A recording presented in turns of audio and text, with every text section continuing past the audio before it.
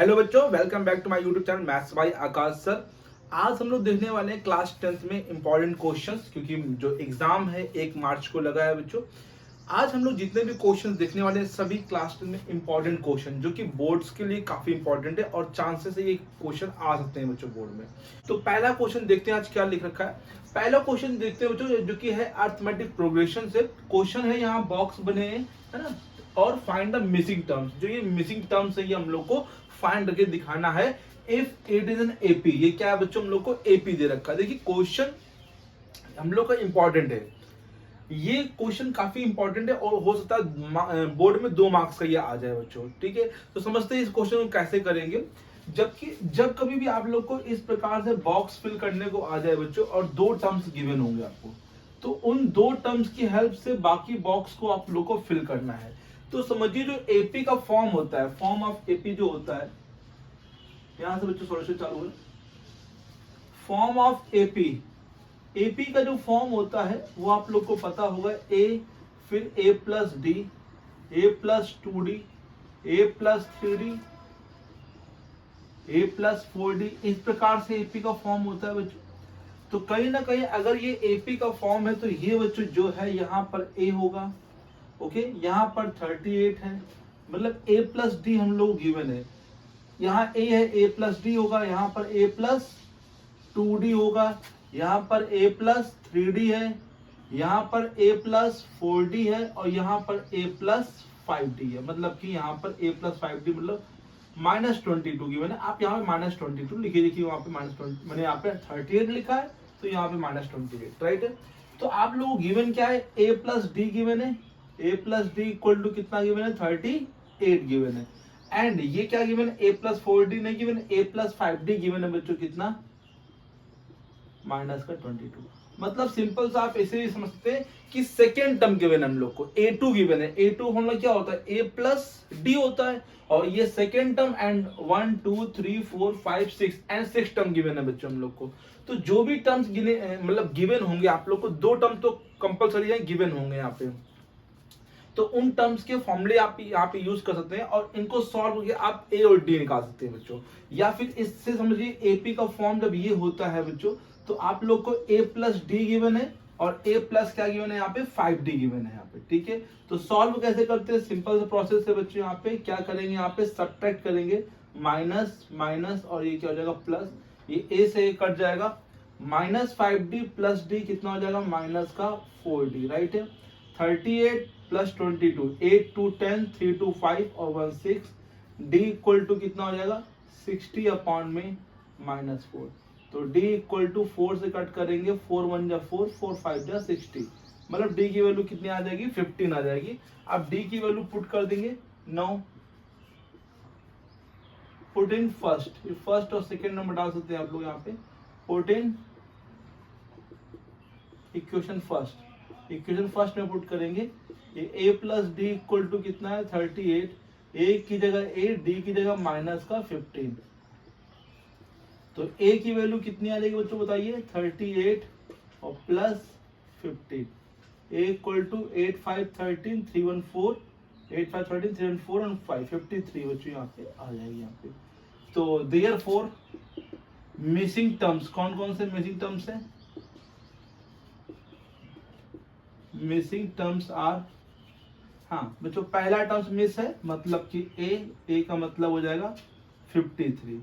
Second term लोग given था और a प्लस 2d मिसिंग है, a प्लस 2d, तो a मतलब बच्चों 53 प्लस 2 इंटू d का मतलब है माइनस का 15, 53 माइनस का 30, ये हो जाएगा 3 और 5 में 3 जाएगा 2, 23।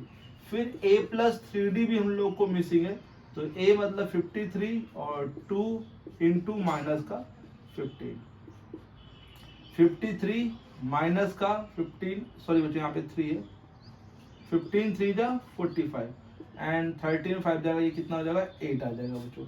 एंड a प्लस 4d भी हम लोग को मिसिंग है बच्चों, तो a प्लस 4d भी निकालेंगे, तो 53 प्लस 4 इंटू माइनस का 15, तो 53 माइनस का 60 हो जाएगा एंड दैट मीन्स माइनस का 7, 60 में 53 जाएगा, कितना बचेगा, माइनस का 7 बचेगा।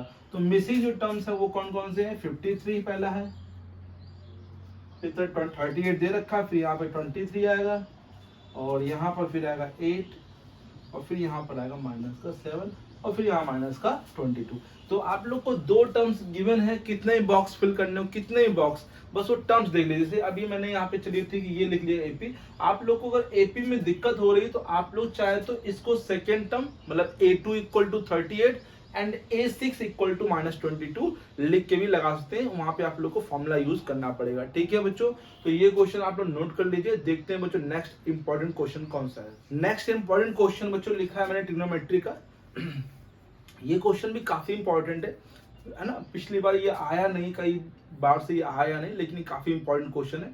तो समझते हैं क्वेश्चन में क्या कहा गया, express the trigonometry ratio sine A sec and tan A. Ratios दे रखे हैं साइन ए सेक और टेन ए को in terms of cot A, मतलब एक्सप्रेस करना है जो साइन ए है, सेक ए और टेन ए, उनको कॉट ए के फॉर्म में हम लोग को कॉट ए के टर्म्स में क्या करना है, एक्सप्रेस करना है।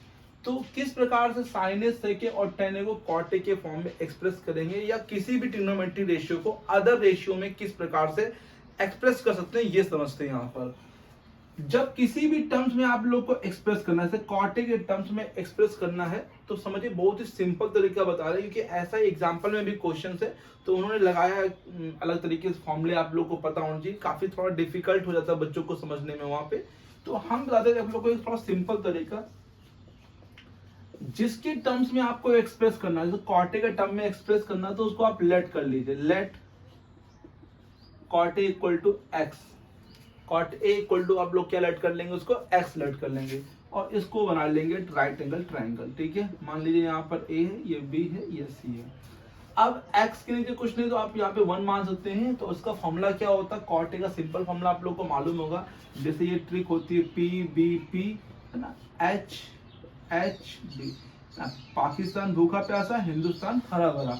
तो साइन कॉस टेन कॉट से कॉसेक, तो साइन कॉस टेन कॉट से कॉसेक होता है, तो कॉट का होता है बी अपॉन पी। तो ये बेस अपॉन में क्या हो जाएगा बच्चों, परपेंडिकुलर। ओके राइट है, बेस अपॉन में परपेंडिकुलर। तो बेस क्या है, एक्स, तो बेस को हम थोड़ी देर के लिए एक्स मान लेंगे, परपेंडिकुलर यहाँ पे कितना है 1, तो ये 1 मान लेंगे। राइट है, अभी हम लोग को क्या नहीं पता, हाइपोटेनस नहीं पता, इसके लिए हम लोग क्या करें, in triangle ABC, in triangle ABC क्या फॉर्मूला होता है, पाइथागोरस थ्योरम का हम लोग यहाँ पे यूज करेंगे। तो पाइथागोरस थ्योरम जो होती है वो होती है AC का स्क्वायर इक्वल टू AB का स्क्वायर प्लस BC का स्क्वायर, AB का स्क्वायर प्लस BC का स्क्वायर। AB की बात करें तो AB यहाँ पर x स्क्वायर है, और BC यहाँ पे कितना है 1, स्क्वायर हटेगा तो यहाँ पे क्या लग जाएगा, अंडर रूट लग जाएगा, x स्क्वायर प्लस का 1 का स्क्वायर कितना होता है 1 होता है। राइट है, तो ये हम लोगों ने वैल्यू फाइंड कर ली कितनी, x स्क्वायर प्लस 1। अब किसको लिखना है जो साइन ए, साइन ए क्या होता है, साइन ए होता है P upon H, P upon H मतलब परपेंडिकुलर अपॉन में हाइपोटेनस। आप लोग को पता होगा यहाँ से है तो ये परपेंडिकुलर होगा और ये क्या होगा, हाइपोटेनस होगा। तो 1 upon under root X square plus का 1। तो आप x की जगह फिर से वही लिख देंगे कॉट, क्योंकि हमने कॉट लेट किया, तो x की जगह हम लोग यहाँ पे क्या लिख देंगे, कॉट लिख देंगे। तो cot square A plus 1, x की जगह हमने क्या लिख दिया, कॉट। तो साइन ए को क्या लिख सकते हैं, 1 upon under root cot square A plus 1। Right है बच्चों, सिंपल है। सेक ए बात करते हैं, सेक ए का फॉर्मूले की। तो सेक ए का फॉर्मूला आप लोगों को मालूम चाहिए, यहाँ पे साइन ए कॉस टेन, ये कॉट, ये सेक, तो सेक होता है h upon B, h upon में b। हाइपोटेनस कितना है, under root X square plus का 1 अपॉन में बेस कितना है बच्चों, x है। तो x की जगह हम लोग वैल्यू पुट करेंगे कॉट ए, तो ये cot square A plus 1 upon में x की जगह फिर से क्या आ जाएगा, cot A. And last one is tan A, तो टेन ए को हम लोग क्या ले सकते हैं बच्चों, p अपॉन में b, परपेंडिकुलर अपॉन में बेस। परपेंडिकुलर कितना है बच्चों 1 है, और बेस कितना है x, तो 1 अपॉन x जगह फिर से कॉट है। तो ये साइन ए सेक ए और टेन ए को तीनों को हमने किसके टर्म में लिख दिया, कॉट के टर्म में। टर्म्स का मतलब है कि साइन ए में सिर्फ क्या आना चाहिए, कॉट्स में नहीं आना चाहिए, और कोई अदर रेशियो नहीं आना चाहिए। मतलब इसी टर्म में एक्सप्रेस करना तो सिर्फ कॉट। सेक ए को देखा आपने, under root cot square A plus 1 upon में कॉट ए। तो इसके हेल्प से आप किसी भी रेशियो को किसी अदर रेशियो में एक्सप्रेस कर सकते हैं, साइन को सेक के फॉर्म में, कॉट के फॉर्म में, किसी भी फॉर्म में जिसकी टर्म्स में एक्सप्रेस करना हो उसको हमेशा लेट करिए बच्चों। क्या लेट करेंगे? एक्स लेट करेंगे। इजी रहता है बच्चों यहाँ से एक्स। फिर एक ट्रायंगल बना के उसमें देखिए क्या क्या पता है आप लोग को, फिर अदर एक साइड निकालेंगे बाय द पाइथागोरस थ्योरम से और फिर सबको एक्सप्रेस कर लेंगे उसके टर्म्स में बच्चों यहाँ पे। तो क्वेश्चन ये भी इंपॉर्टेंट है कि किसी भी ट्रिग्नोमेट्री रेशियो को किसी भी अदर रेशियो में एक्सप्रेस करना हो तो इस प्रकार से आप एक्सप्रेस कर सकते हैं। राइट है बच्चों। देखते हैं बच्चों नेक्स्ट क्वेश्चन कौन सा इंपॉर्टेंट है। देखते हैं बच्चों नेक्स्ट क्वेश्चन जो कि है हाइट एंड डिस्टेंस, मतलब की एप्लीकेशन जो है ट्रिग्नोमेट्री की उससे based. Height and distance important है क्योंकि एक क्वेश्चन 6 मार्क्स में पक्का है कि कंफर्म है, आना ही आना है बच्चों, जिसमें से ये क्वेश्चन काफी इंपॉर्टेंट है।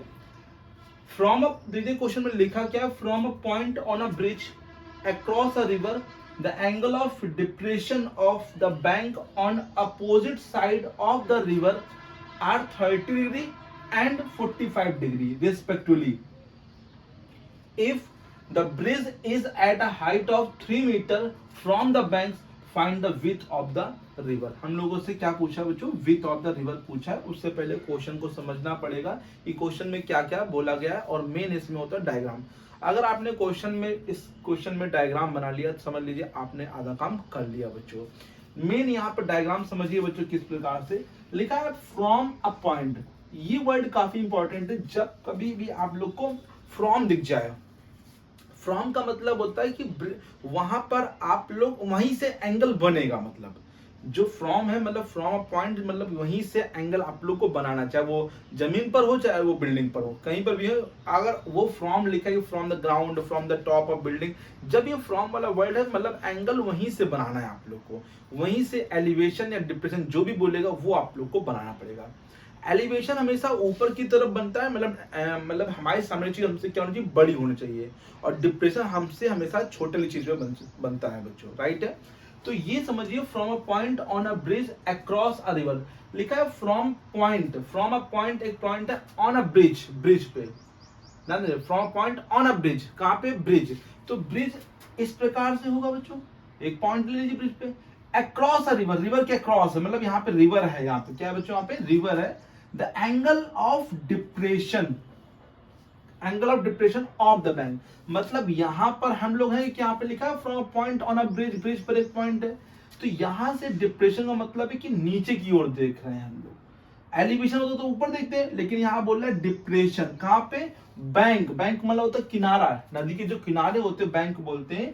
Bank on opposite side, opposite का मतलब है कि एक बैंक इस तरफ एक बैंक क्या है? इस तरफ है। Opposite side of the river are 30 and 40, मतलब रिवर के अपोजिट साइड मतलब कि ये एक यहाँ पर 30 बन रहा है और एक बच्चों क्या बन रहा है? 45। एक जो है 30 बन रहा है यहाँ पर और एक जो है इस प्रकार से 45। बच्चों डिप्रेशन इस प्रकार से बनाते हैं। राइट है। जब ये लिखा है अपोजिट साइड, अगर लिखा हो तो सेम साइड तो हम दोनों एक ही तरफ बच्चों बनाते हैं, लेकिन लिखा है अपोजिट साइड मतलब दोनों एक दूसरे के विपरीत है, इसलिए वो जस्ट अपोजिट है। एक उस साइड है तो एक इस साइड है, और डिप्रेशन है इसीलिए ऊपर से बन रहा है बच्चों यहाँ पे। और अगर ये 30 है तो फिर ये भी क्या हो जाएगा बच्चों? 30 है, और ये 45 है तो ये भी क्या हो जाएगा? 45। क्योंकि we know that angle of elevation is always equal to the angle of depression. अब आगे बोला if the bridge is at height of 3 meter, bridge की जो हाइट है वो कितनी मीटर है बच्चों? यहाँ पे 3 मीटर की हाइट ब्रिज है। और वो पूछा find the width of the river, river जो रिवर की विड्थ है वो हम लोग को यहाँ पे फाइंड करनी है बच्चों। तो समझिए बच्चों ध्यान से, लेट कर लेते हैं ए बी सी डी। जैसे मान लेते हैं जो ये है ये x है, और लेट कर लेते हैं ये जो है ये इस तरफ y है। तो let the height of width कितनी रहेगी बच्चों? पूरी x प्लस y। जो विड्थ ऑफ द रिवर है, लेट कर लेंगे यहां से, देखिए बच्चों सॉल्यूशन को, let the width of the river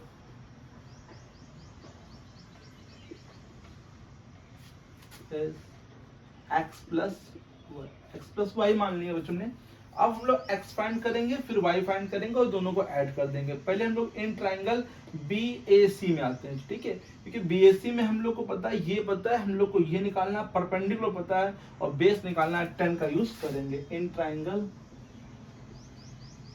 BAC 10 30 sorry 45 हो गया, 30 इस साइड है, 10 45 इक्वल टू परपेंडिकुलर अपॉन में बेस है ना, तो 3 अपॉन में कितना बच्चों x, 3 अपॉन में x, इसकी वैल्यू कितनी होती है 1, that means 3 upon x, cross कर लेंगे तो x इक्वल टू कितना आ जाएगा बताइए 3 मीटर, राइट है। अब in triangle BAD, in triangle BAD में देखिए बच्चों यहाँ पे कितना बन रहा है बच्चों 30 बन रहा है, तो 10 30 इक्वल टू में 3 ऊपर आएगा, परपेंडिकुलर अपॉन में बेस, बेस क्या है y, 10 30 क्या है 1/√3, क्रॉस कर लेंगे तो y इक्वल टू कितना आ जाएगा बताइए बच्चों 3√3 मीटर, राइट है, 3√3 मीटर आ जाएगा। तो x की वैल्यू आ गई, y की वैल्यू आ गई बच्चों, y स्नैप जो बोलो 10 30 की वैल्यू 1/√3, तो therefore width of the river क्या हो जाएगा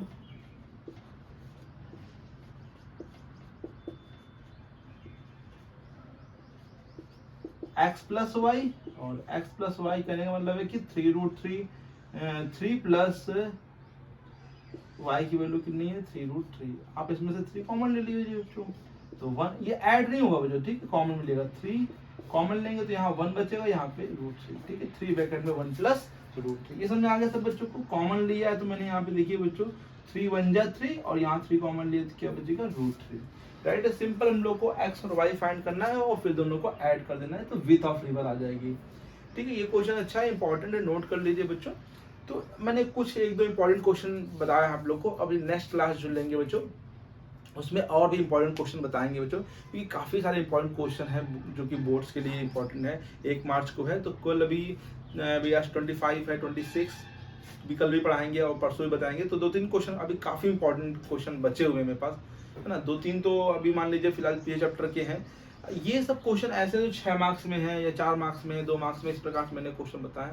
अभी आपको बताएंगे स्टैटिस्टिक क्वेश्चन जो काफी इंपॉर्टेंट, जो कंफर्म है कि यही आना ही बच्चों यहाँ पे, ठीक है। सरफेस एरिया एंड वॉल्यूम के प्रोबेबिलिटी के क्वेश्चन जो कि एमसीक्यू में काफी पूछ जाते हैं बच्चों, ठीक है।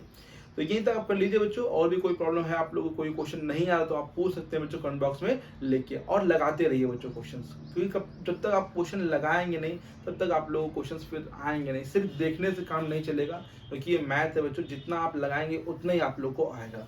ओके बच्चों, तो मिलते हैं बच्चों नेक्स्ट क्लास में नए क्वेश्चनों के साथ, तब तक keep learning, thank you so much.